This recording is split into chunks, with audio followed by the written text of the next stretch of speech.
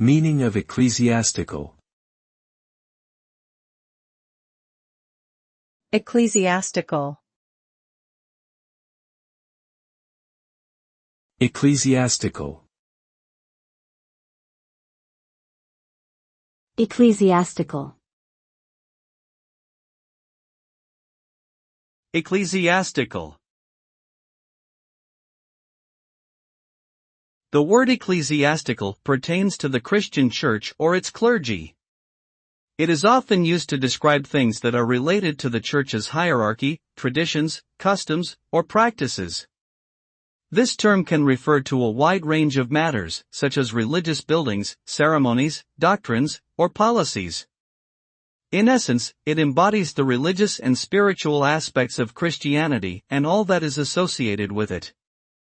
Overall, ecclesiastical speaks to the institutional and administrative dimensions of the Christian faith.